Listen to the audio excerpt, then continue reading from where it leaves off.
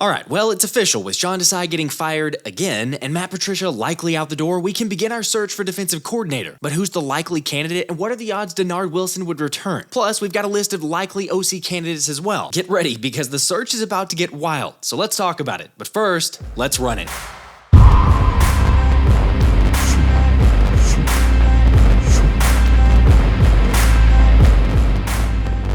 What's up, guys? So let's start with the Kansas City Chiefs game against the Buffalo Bills since Jason Kelce was in attendance. And you know, despite it being 24 degrees, it didn't seem to matter to Kelce, who was seen after Travis scored late in the second quarter yelling at the top of his lungs. Honestly, the thing I love the most is that now we know if anyone can upstage Taylor Swift, it's the king of South Philly himself. As it appears, that photo is now hanging in the Louvre since the dude is art in human form after all. To me, that's beautiful. Isn't it ironic that Jordan Phillips, aka the guy who essentially called Jason a no-name, got to witness sexy Batman take over his own stadium? Okay, sure, maybe that's petty, although we got some bigger franchise news at the start of the AFC matchup, when Ian Rappaport shared that Eagles coach Nick Sirianni let go of defensive coordinator Sean Desai after losing play-calling duties late in the season. And not really a huge surprise. I mean, I think we all kind of saw that one coming despite some brief moments of promise from Desai, because the fact that he was demoted or fired or whatever you want to call it earlier in the year kind of left the writing on the wall. So just as quickly as he arrived, he's gone. And that's what we want. We want to be able to be felt, whether you're watching us on TV, whether you're in the stadium, and obviously on the field. We want to make sure people feel this Philadelphia Eagles defense. Look, I was hopeful it'd work out, and I really do wish the best to him in his future endeavors. Of course, let's be honest, his successor wasn't much better. In fact, judging by what we saw, there's no question it was worse, which I can now say thankfully led to the further news via John Clark that not only did Desai get let go, but Matt Patricia is, quote, choosing to move on from the Eagles. I just want to tell you both good luck. We're all counting on you. Actually, we're not, but we are counting on Nick Sirianni to get it right with whoever the new defensive coordinator is. Since given the fact that Sirianni made those firings, it's pretty evident that he's coming back for another season. However, as much as we may hate that, at least the silver lining is that the rumors are promising, as owner Jeffrey Lurie supposedly walked out intrigued by Sirianni's plan regarding potential replacements, with one of those names included being Dennard Wilson, who's obviously done a phenomenal job in Baltimore as the defensive backs coach, plus we all know how great he was as the passing game coordinator and D-backs coach in 2022. Now sure, we've had a lot of regrets from not bringing back guys like C.J. Gardner-Johnson and letting T.J. Edwards walk to Chicago without offering him at all, yet not listening to Darius Slay and others who were very vocal about their support for Wilson as the DC might have been the biggest blow to the structure of the defense. But I guess my question continues to be, do you really think Dennard would entertain coming back to Philly? I know they say time heals all wounds, but like I've talked about before,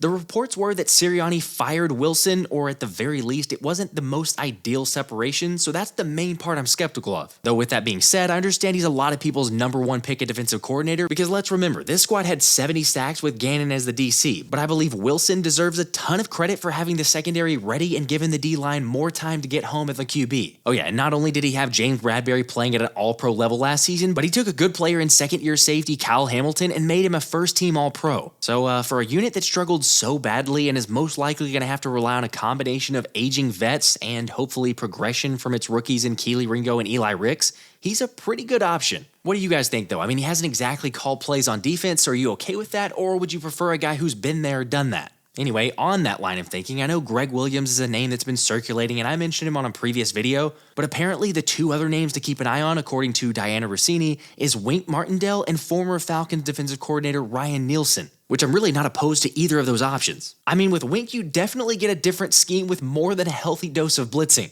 Although I understand if you're skeptical given the way the Giants performed, but I think we all realize their roster wasn't anything special, and like Anthony DeBona shared, in Baltimore, his defenses were elite. He was their defensive coordinator for 4 years. Here's where they ranked each season in total points allowed: 2018 second, 2019 third, 2020 second, and 2021 19th.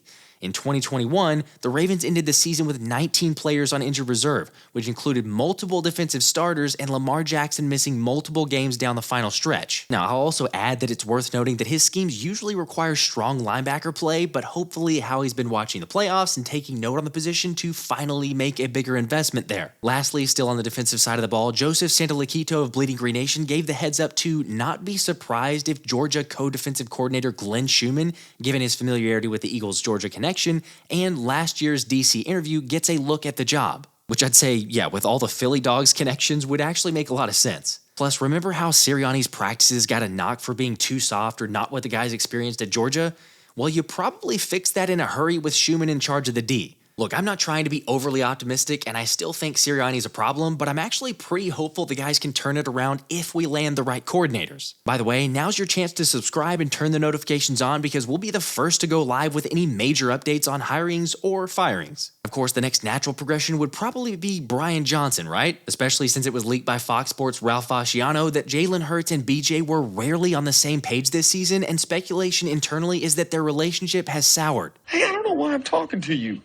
Do you remember that I hate you? I don't know if I believe it's gotten that bad, but surely we're going to see a change. With NFL Network's Mike Garafolo reporting that Colts offensive coordinator Bob Cooter could be in play for the next Eagles OC. But if you're not exactly sure about JBC, he's got a fairly impressive resume with ties to Philly, since he was brought on as a consultant in 2021 under Sirianni, and then was the passing game coordinator in Jacksonville in 2022, helping to oversee the career year from Trevor Lawrence. Plus, maybe the most important thing is he's got actual play calling experience from 2016 to 2018 in Detroit, with Matt Stafford praising the aggressiveness from Bob to put his players in the best spots to make plays. I know, what a fantastic idea. Oh yeah, and Clay Harbor's a big fan too, voicing his support, saying JB's a smart guy, former QB coach who really knows how to teach. However, first off, would Sirianni truly back off and completely allow him to call plays? My thought is he'd have to, otherwise why would Lurie sign up for one more year of this mess? But then secondly, with all the drama and frustration, would JBC want to take a lateral transition? No, I fired them, and you're next. So what do you say? Seriously? Here's the deal. Even if he wanted to come to Philly, it's not really up to him, since the NFL doesn't allow lateral transitions unless the current team agrees to let him go. So Nick's probably going to have to call on any favors he's got left with Steichen. Someday, and that day may never come, I'll call upon you to do a service for me. I'm sorry, but I just can't see Steichen letting him go. I mean, why would you? Although, don't quote me on this, but I believe there's a loophole to get around it if you were to change his title to like assistant head coach, offensive coordinator, but I'm a little fuzzy on the details since they've modified the protocol. Personally, my favorite for the job would be an outsider in Seattle's offensive coordinator Shane Waldron, who's been granted permission to explore other opportunities, and not only is he an experienced play caller, but he's proven he can design an offense around multiple quarterbacks. And most importantly to me, he has ties to Sean McVay, where he worked as the passing game coordinator and QB coach in Los Angeles with Jared Goff and Matt Stafford, as well as Russell Wilson and Geno Smith during his time as OC in Seattle. Plus, again, I want someone who's not going to be a deer in headlights calling the plays, so it makes a lot of sense to me. Now, is that likely to happen? Who knows, because I haven't seen any reports tying him to the Birds, but that'd be my preference. Yet if we're talking about more realistic possibilities, maybe it's Frank Reich, since Dan Cilio reported that Reich has been helping with the search and adding input, and while I typically can't trust many of his sources, he has had Frank on his show on multiple occasions, so this one could be legit. Either way, I just can't get behind it. I want someone fresh and new. However, if you want to keep talking about potential reunions and old faces, why don't we bring up Chip Kelly, since he's also drawing OC interest around the league. But come on, we learned our lesson there, didn't we? Howie Roseman, a few years ago, was relinquished of all control pretty much in this organization.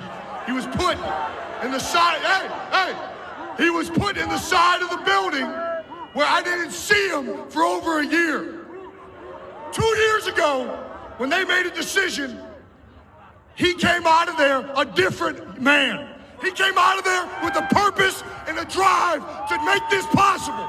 And I saw a different Howie Roseman. You think Howie Roseman, who was reportedly making calls for Sirianni on potential candidates, is going to let old Chipper anywhere near the NovaCare complex? Yeah, I don't think that gets anyone fired up. But heads up that I'll be live tomorrow evening to update on potential interviews and other candidates, so feel free to swing by for the chat. And out of the options we're hearing so far, who'd be your favorite? Don't say Chip. This has been the Philly Special.